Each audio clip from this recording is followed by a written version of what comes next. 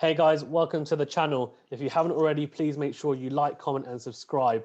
I've got with me a very special guest, head coach Amit from my club. So he's going to be here to give an expert opinion on yesterday's matches from the ATP Tour Finals, day 3.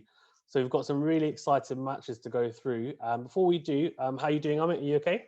I'm fine, thank you. How are you, Faizan? I'm good. Really looking forward to going through this with you and getting some technical prowess from you on these matches, because there were definitely some very good matches that went on yesterday and some very exciting ones. So let's start off with Nadal versus Thiem, the first one, which a lot of people have said this might be up there as one of the matches of the year.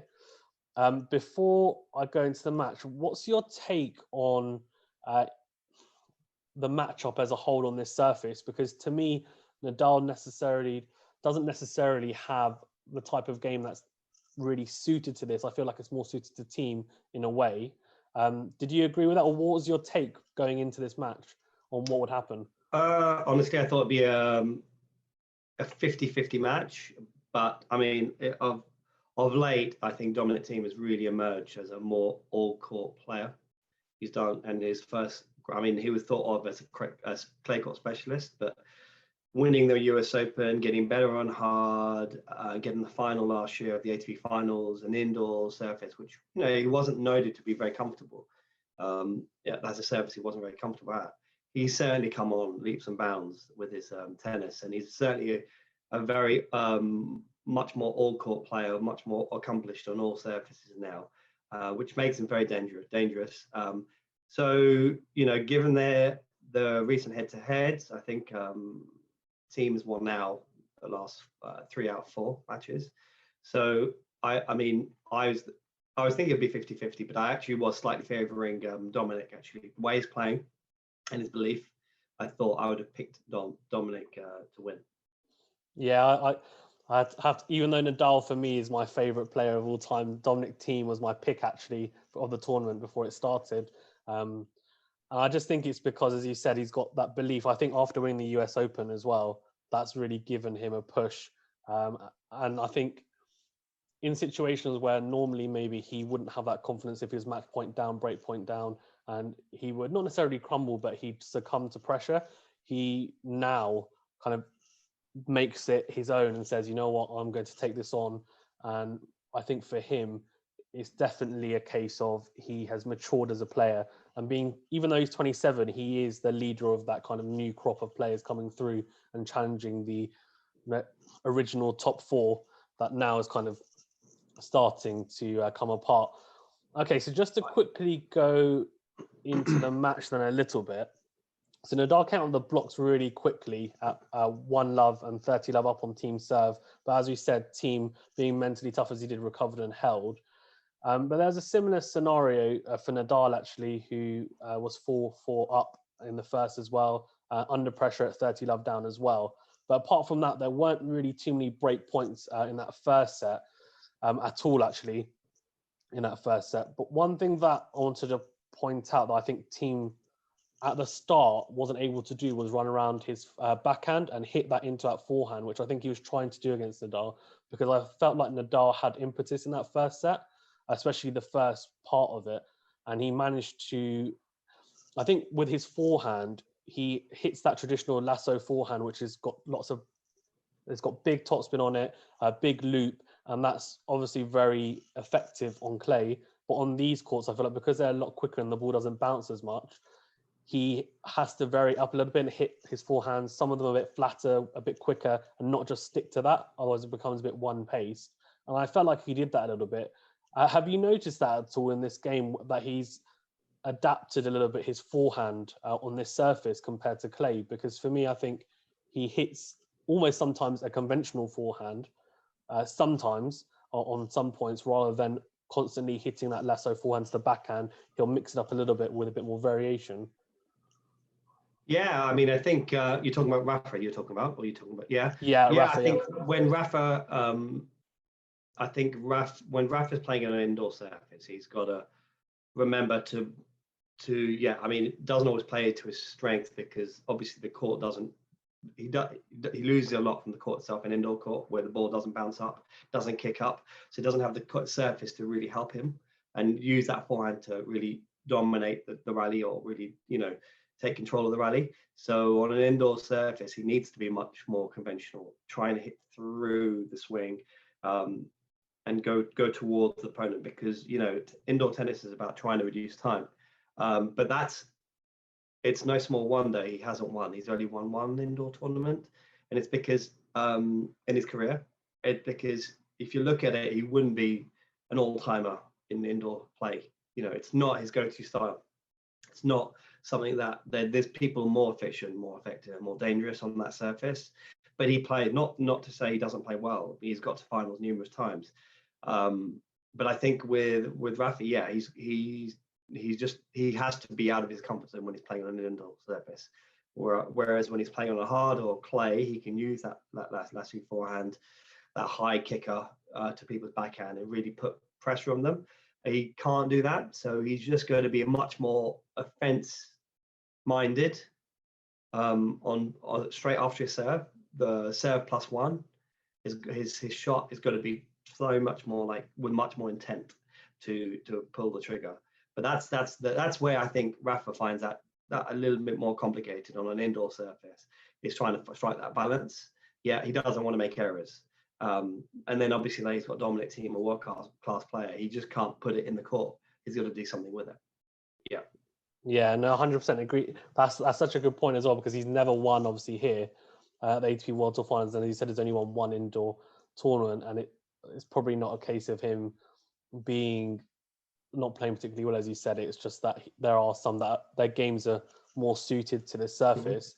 I think he tends to definitely thrive on the elements as well. I feel like he adapts a lot better than other players to wind 100%. and sunrise and rain and being cold. I think we saw in for example, the French Open, when it was colder than usual, but he adapted to it, which is quite interesting because a lot of people said he would struggle more because it was colder, but actually he used it to his advantage in the end. So something that I wanted to point out as well is that Andy Murray made a technical point, which he's been doing pre-match segments on players. And I mentioned to you before we started the call that he mentioned the way to be effective against Nadal is to almost play to his strength in the way that you hit his forehand so when he does hit occasionally that lasso forehand, or one that's a bit shorter to that backhand, you can run around that ball when you have time and hit that into-out forehand, which I think Thiem did utilize quite well in this match, and really pepper Nadal's forehand, but at the angle, so that he's having to struggle and really scamper, not being able to wind up that forehand effectively, so that he's uncomfortable and it's awkward for him to just kind of get it back in that way. And I think we've seen at times people utilize it. What's your opinion on what won that tactic and how Thiem used it? Because I think he used it quite successfully in this match to a degree for me, and it seemed to at times it backfired a little bit, but because Nadal read it and he didn't quite execute it 100%. But when he did, it seemed to be an effective way to, I guess, nullify Nadal's forehand in a way. I think Rafa as an opponent, he's so difficult to break down, for opponents. It's very difficult to find, easy playbooks because his level is so high. He does everything well, and there are a few chinks in his armor, and I think it's well, I wouldn't say it's an obvious thing, but it's for a few years now. The playbook has been to go big to his forehand, big into his forehand, and then create pressure. But that's a very dangerous sort of tactic because you're going to the lion's den. You go into his forehand, and if you don't hit it right, he's got an all-time great forehand. He can hit in attack and in defense. So you've got the margins have got to be in your favor. But that doesn't mean you can't do it. And I think you've got to do it because I think he's very good on his backhand. He misses less on his backhand. It's when he's on his forehand that I think he can be bullied a little, and he can sometimes hit if he's pushed out enough, or if someone can hit through him enough, he'll end up hitting short. And that's the time to really take advantage of that type of ball. But I think that is a playbook that that Rogers used, as like he'd serve out wide and go big on the due side, serve out wide, and then go big into his forehand, and just try and get into that. And Novak does the same thing. He drills his backhand cross score into Rafa's forehand, and then usually goes line on his backhand to create space, because all these great players, and Rafa, Roger, all these players, they all look and cheat round to their forehand, so they leave that line a little bit, but those people who are good enough to take that, which is a very difficult shot, to go line, especially when these guys are so fast. But I do think that, yeah, you're right. Dominic was trying to get to his forehand, and that's something with Dominic Thiem's great backhand, that he was still looking for his forehand, because regardless of his strength as a backhand, overwhelmingly the modern game of the men's game is using their forehand to take control of the point. And that's exactly what he was doing. He was trying to get into it, onto his forehand, and then basically, if he couldn't, his backhand was really good at also negating. So I think two things: he was able to go into Rafa's forehand with his inside out forehand, but he's also able to hit his backhand almost as well, which not many one-handed backhand players can do. So I think those two combinations really helped him not relinquish control of the rallies, and that's why I think inevitably he prevailed. Yeah, no, I agree. Thiem's forehand is huge, but his backhand is equally as good, I think. Yeah. Especially, he seemed to negate. A lot of people struggle, as we know, with Nadal's heavy topspin to that backhand, especially when you've got one-hander like Federer. Historically, struggled with it. But Thiem, even though he's shorter than someone like Roger as well, he combats it really well. The way he hits it, and I think the way that he counteracts it, I think, does probably irk Nadal a little bit, and it's probably not as effective as Nadal would like.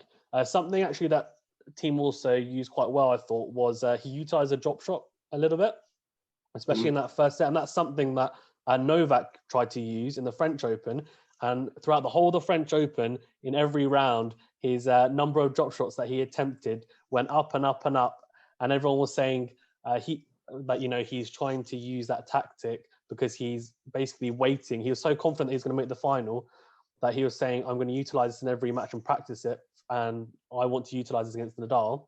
Then when it actually came to the final, it obviously backfired a little bit because it didn't work at all. And Nadal obviously either saw it coming a mile off, or it just maybe on that type of court, or the way Djokovic was utilizing it wasn't the correct way. But in this match, Thiem, on a number of points, to be fair, managed to hit drop shot winners, or even drop shots that would eventually, help him win the point. I just wanted to get your take on using it against Nadal, because obviously it's a risky shot in a way, because Nadal's so good at getting across the court in terms of his movement and speed across the court. But Thiem managed to use it quite well, I thought. Yeah, I think historically Rafa stays a long way back from the baseline, and then only once, especially on the return of serves. And if you can keep him pinned back, I think a drop shot is a very, very good choice of shot to play, especially on an indoor, which won't bounce up quite as high. If you're playing a drop shot on a clay court, on a hard court, it can sit up and you're dead. And Rafa's got time, being the great athlete he is, to get to it and be effective.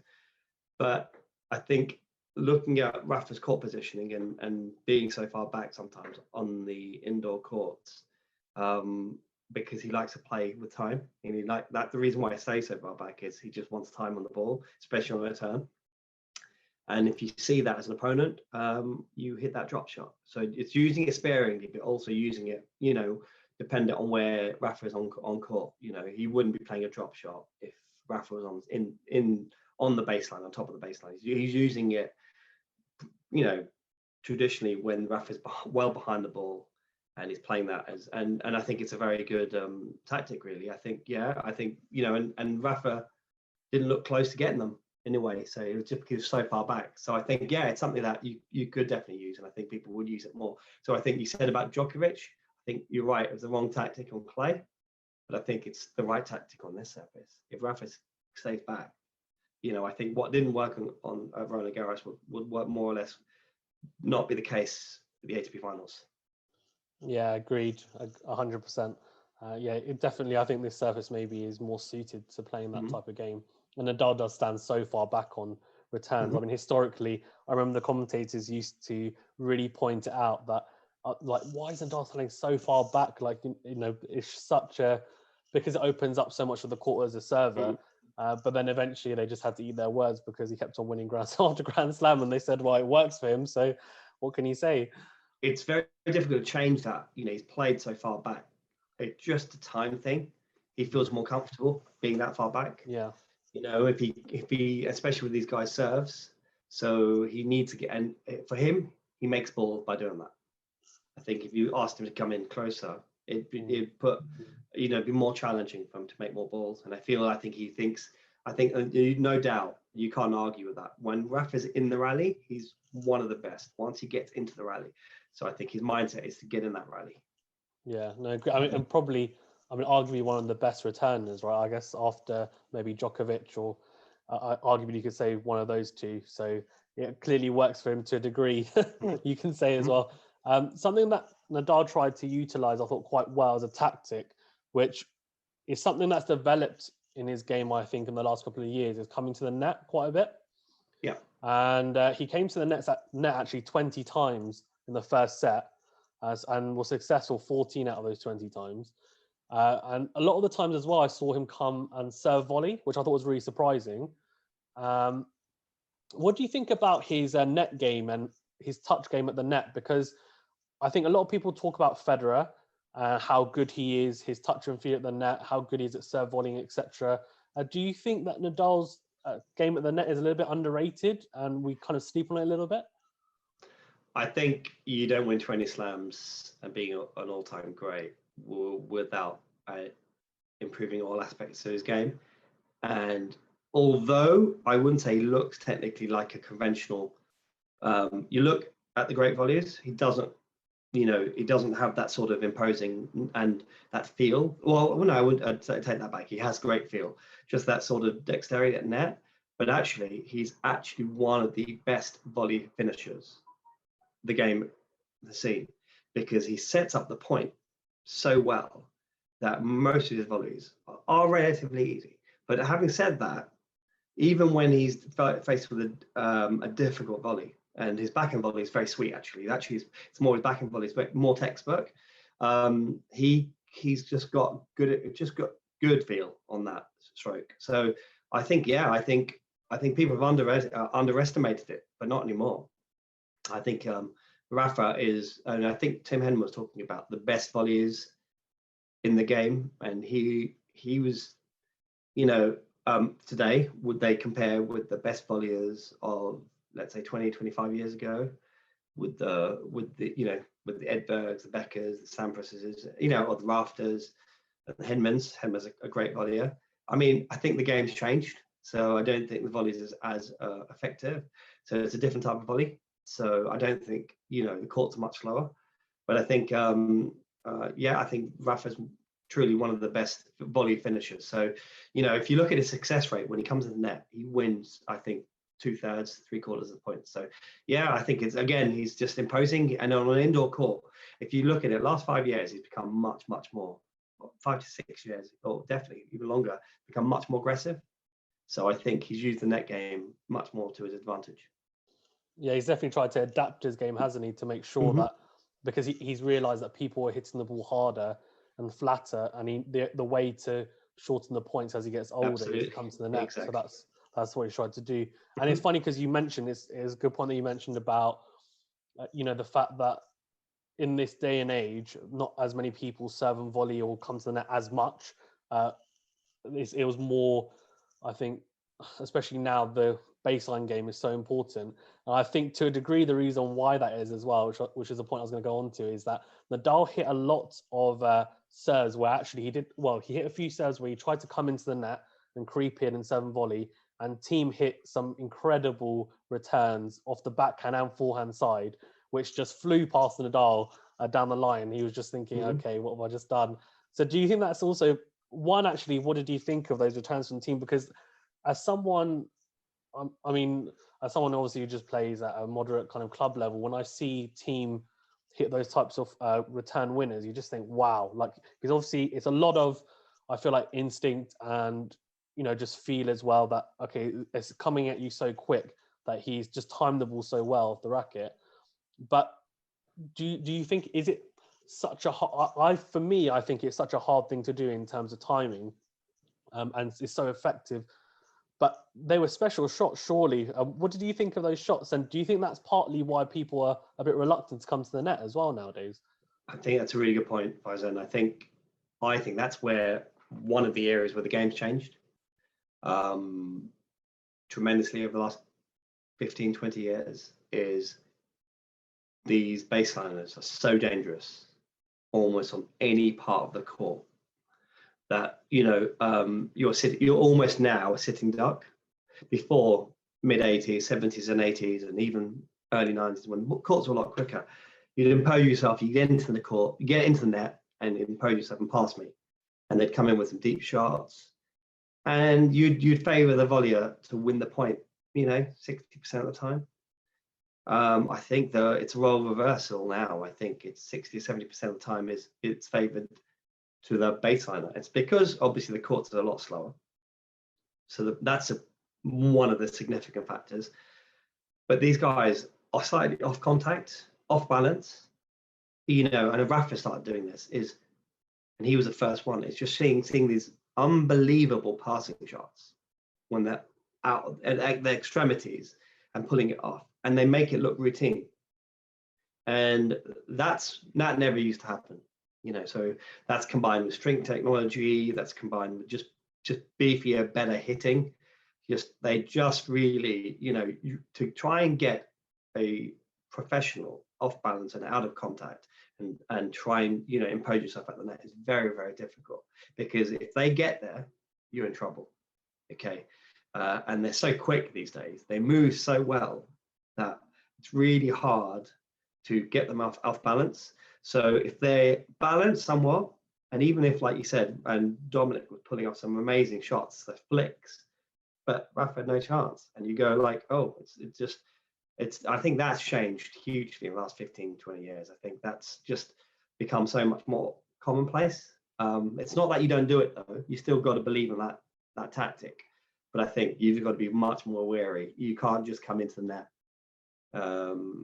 without any thought. So yeah, I think you're right. I think now that's why a lot of the players don't come into the net as much.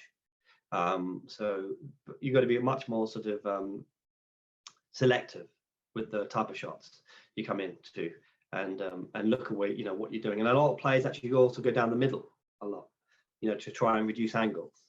But you know, I'm astonished to see the amount of winners that these pros are hitting 3-4 feet behind the baseline on their back foot, and they're ripping the ball at 80-90 miles an hour, and it just looks like the person that's stranded.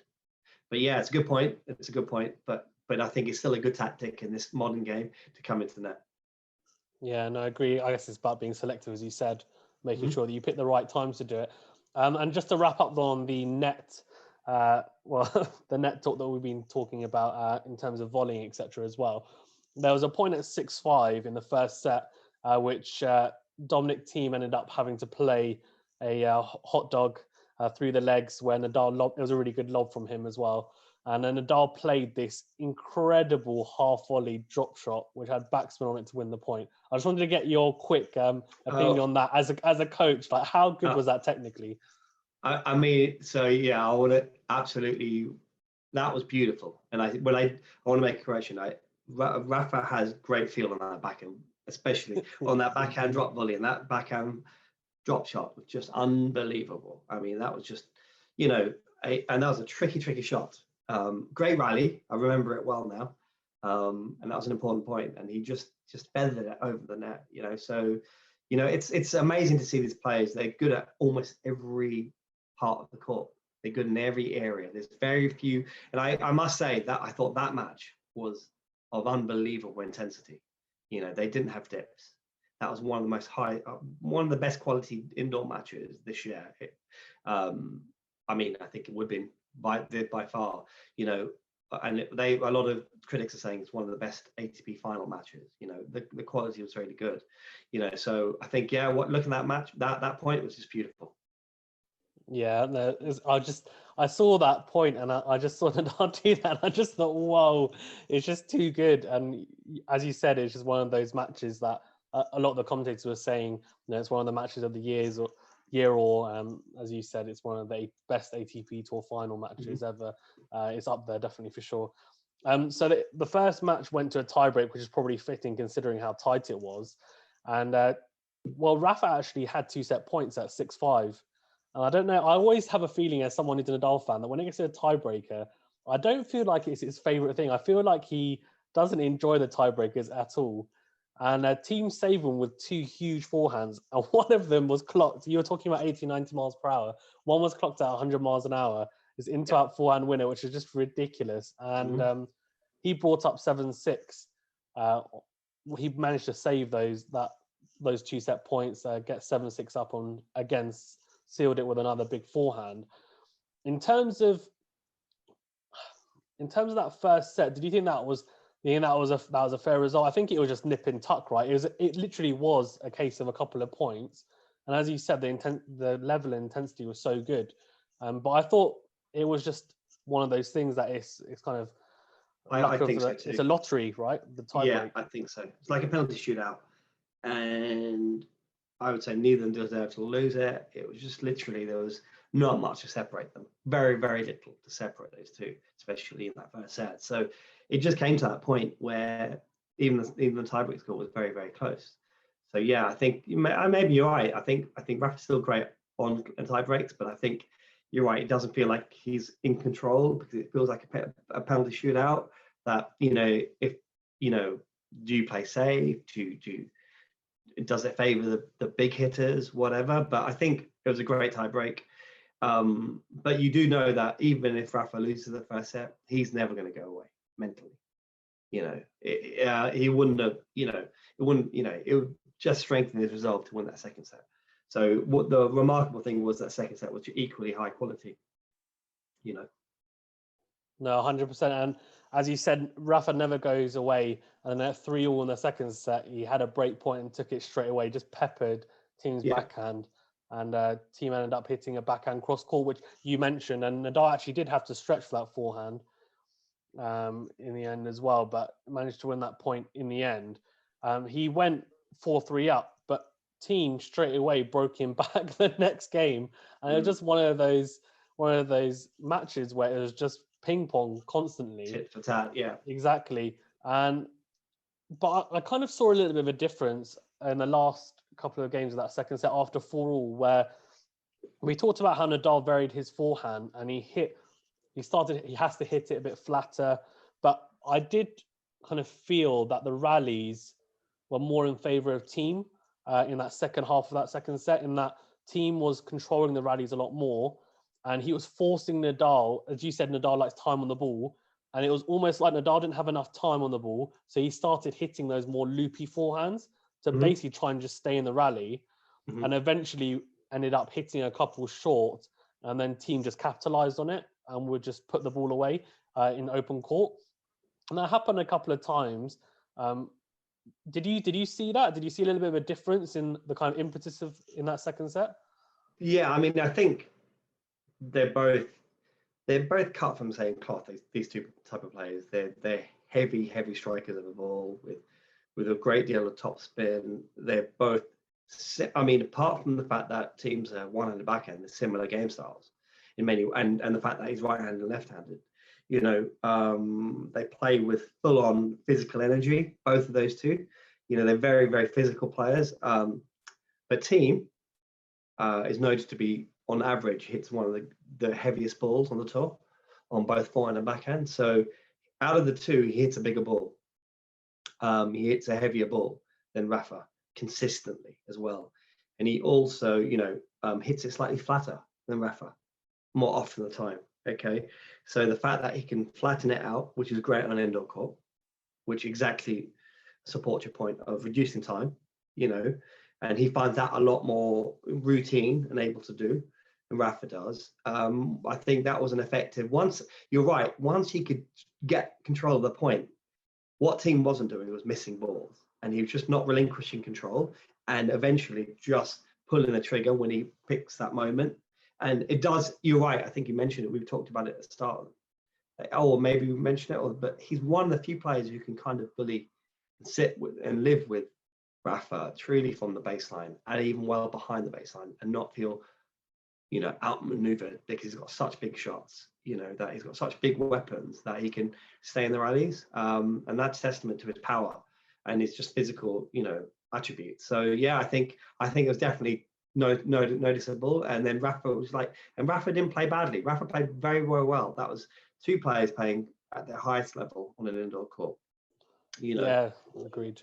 No, 100%. It was one of those things, wasn't it, that you almost wanted it to be a best of 5 because you just felt like you'd probably end up 4 or 5 high quality sets, but unfortunately only best of 3. Mm-hmm. And the team obviously again won it on a breaker, which Nadal probably at the end you could tell he was disappointed, but he was a bit like, it is what it is. You lose 2 tiebreaks and you lose a match. Too good. It's tough one of those match. things.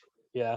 One thing that I wanted to point out before we move on to the next match is Tim Henman made a point, which I thought was really interesting because you were talking about the different generations. And he said that back when he was a pro, Nadal obviously, they kind of crossovered a little bit when Nadal, I guess, was younger. And he mentioned that back in his playing days, he said he had a hit with Nadal. And he said Nadal hit the ball so hard that when he was hitting with him, he just thought, you know what, he's going to gas out. Like this type of game is not sustainable. Like he'll gas out after a set. And, it just won't work. And then he said that he played a practice set with him and he lost 6-1 in 20 minutes. And he said, he was saying that he thought to himself, okay, maybe the way he does play does work. And actually, maybe I'm wrong. And actually, you can play that well.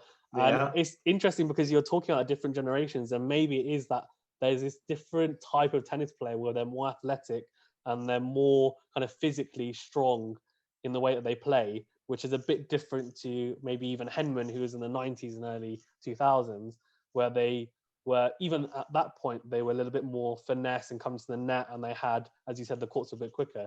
So I thought that was quite an interesting point. I didn't know if you'd heard that before, but... I did. That was, it's just, you're right. I mean, you look at, he was the new breed back then. But yeah, no, I think Rafa's been a blueprint for many of the players now, especially on these courts now, the slower, heavier, and they alluded to the heavier balls now. They made the game, or the authorities controlling the game have consciously made a decision to slow the courts because they didn't want it to be a serve fest, like in the 90s and early 2000s. Becker, Sampras, Ivanisevic, Krajicek, Rossi, they're these big servers who are serving as big, or if not bigger, than these guys now. But the courts were serving just big, so they made a conscious effort, and you do get now a far more sort of, attrition-based game. I do personally miss.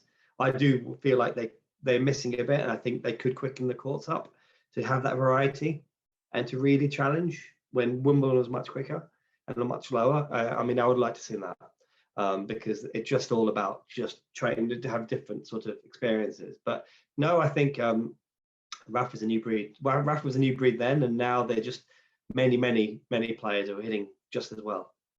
Yeah, it'll be interesting to see actually. Maybe if they quicken the courts up like you suggested, say for example Wimbledon, maybe because the players are so much fitter and more athletically driven now, maybe there would be a game where it's a little bit in between, where you wouldn't have someone like Andy Roddick who's just serving. He just served to love. And I remember watching him when I was younger at Wimbledon thinking, oh man, like I used to hate it because I just used to think, obviously the serve is supposed to be your strongest weapon. So he just utilized it that well. But, people just used to struggle so much against him when you're serving 140 miles per hour, constantly. And that's what he used to do. But maybe nowadays, because the players are so much more athletic, maybe they could keep up and they could return, and you'd have a game which is what it is now, where it's quite, as you said, baseline driven. And before you had a game which was more serve and volley. Maybe you'd have something in between, which is a bit of a hybrid. Yeah, exactly. Yeah, I think so. Maybe that'll change, but it's going to be managed in that way. But at the moment, you'll say a lot of players are playing predominantly from the back, with a bit of forays to the net from time to time.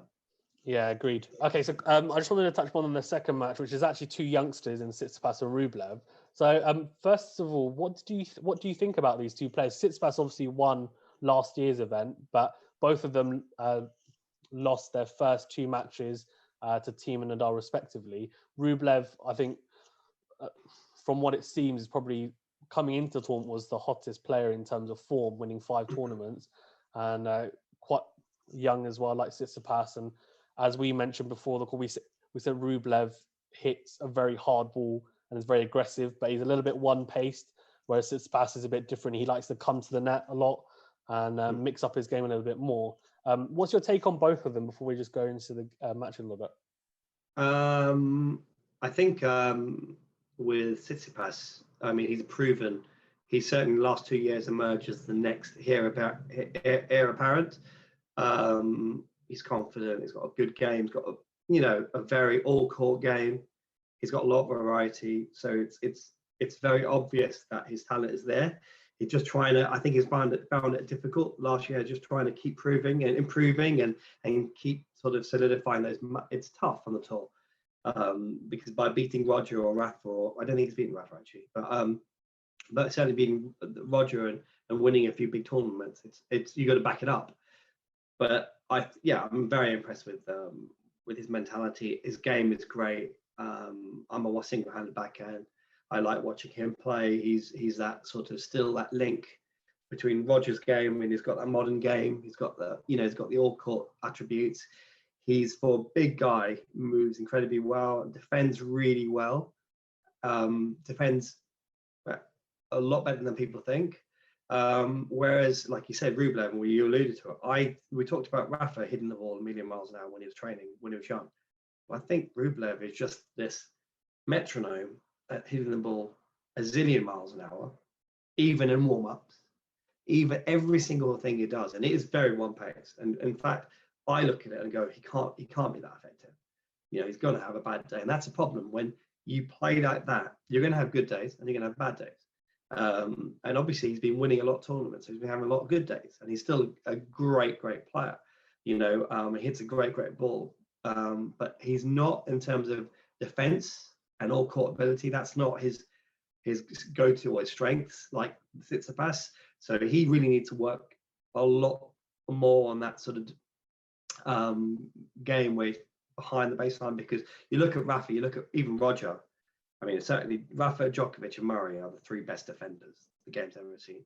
Well, actually, Roger was a great defender, just great move, and then he was just out of the 3 is probably the obvious, well, without a doubt, the most offensive player.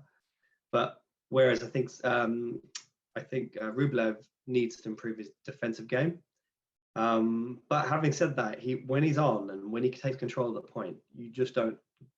When he gets cut to the ball, you don't have much of a chance. So it's very difficult trying to get him off that ball. So sometimes you rely on him just missing, and letting him blow himself out. But I think he just, I thought he regrouped really well in that match, and he deserves to be there. But I think he just, with his defensive game and his transition game, there's areas he needs to improve. But looking at it now, if I was to put a crystal ball in my hand, I'd say that I think Tsitsipas has got a bit more longevity. But you never know. Rublev might prove me wrong. Certainly on a consistent, uniform hard court, I think he could be dangerous to anyone. But yeah. So quickly, just to take from what you said. So in terms of one-handed backhand, as a coach, would you say technically and the best to watch is someone who wants to model their backhand on someone? Out of the 2 players that we mentioned, is Tsitsipas and Thiem, who's got the technically better, solid backhand, in your opinion, in one-handed one? Ooh, both great backhands. Both. Yeah, I think it's tough, actually. I mean, you'd automatically think Dominic Thiem, because he rips it, and he rips those backhands, and he takes big cuts at the ball, big swings, got a bigger swing. I actually prefer Tsitsipas technically, slightly, but I think they're both really effective. But if I was going to choose, if the courts are as slow as they are, you got time to have Dominic's wind up, then you go with Dominic. I think Thiem has this. I mean, Tsitsipas has this more conventional sort of fluid backhand. But I think either both of them are good. I'll take both of them actually. That's a very diplomatic. That's a very good answer. Yeah, yeah, exactly. And actually, in terms of Rublev, so I mentioned this before. In terms of Andy Murray talked about Rublev, as you said, he's very one-paced, and he said it's interesting because you said that Rublev in practice and also in matches, he just tries to hit the ball as hard as he can. And Murray said exactly that. He said, I hit with Rublev a lot. And he said from the first shot we hit in practice to in matches, he hits the ball as hard as he can. And he just tries to smash it, basically. And he said that the one thing to do against him, which Tsitsipas did do in the first set, which he won, and I think to a degree in the third set, is he mixed up his game a little bit. And Rublev likes to have the ball come at him at one pace as well, because he knows, okay, I can read the ball well, and I don't need to mix up my game. And I think I mentioned to you that he only hit one backhand slice in his match against Nadal, which shows his lack of variation, and that he wants to hit big off both sides. And Murray said that as soon as it touches his forehand, as soon as he has a chance to run around that backhand, he just tries to finish the point off as soon as possible. That's all he wants to do. And you mentioned that obviously he's that metronome that just wants to hit the ball as hard as he can at a zillion miles an hour.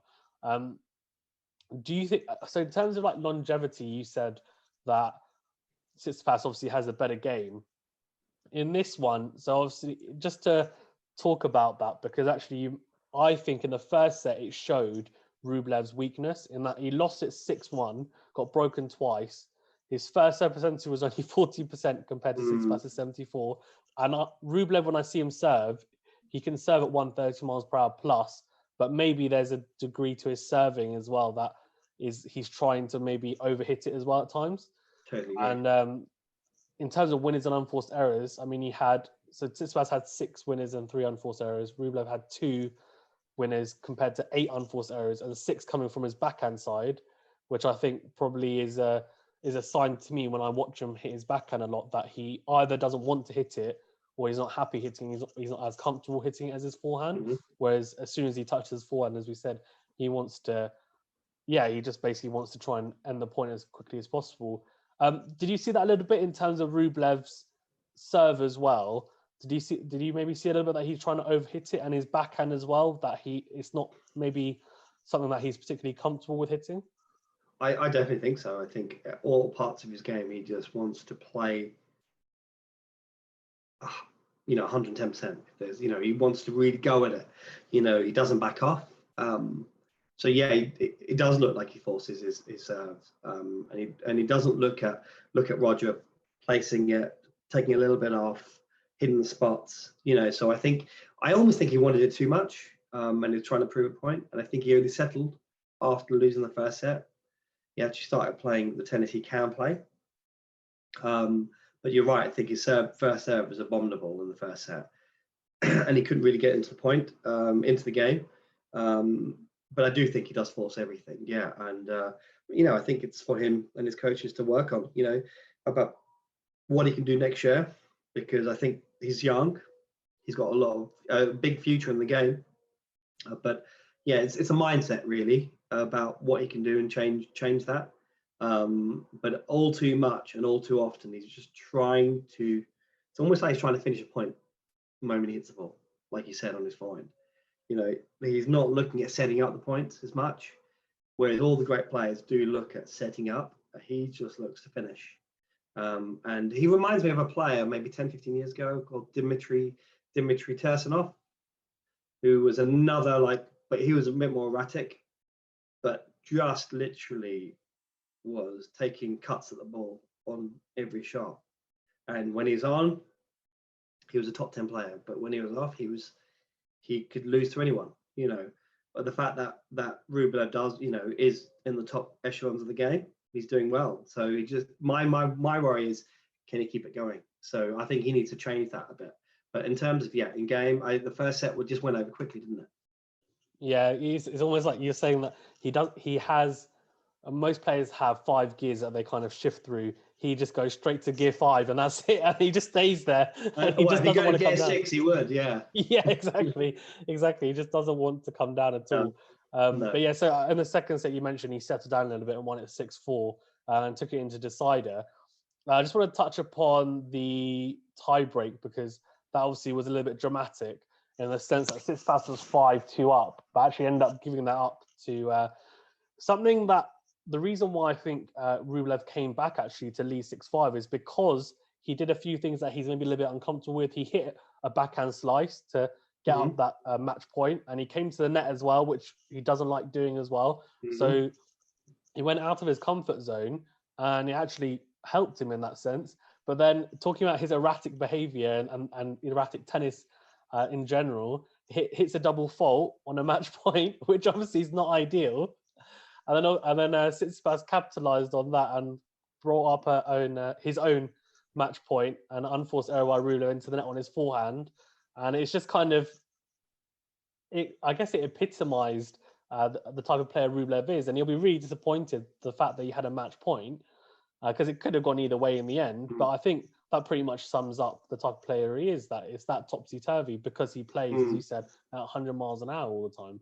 Well, the irony was in that match point, he was tight. He decelerated rather than accelerated. It's when he came to the finishing line, he didn't overhit. He actually just didn't accelerate through the ball as much, and here's someone who wanted it too much. So but I think it was a really high quality match by the end of it. It was really tight between them both, and you could have gone either way.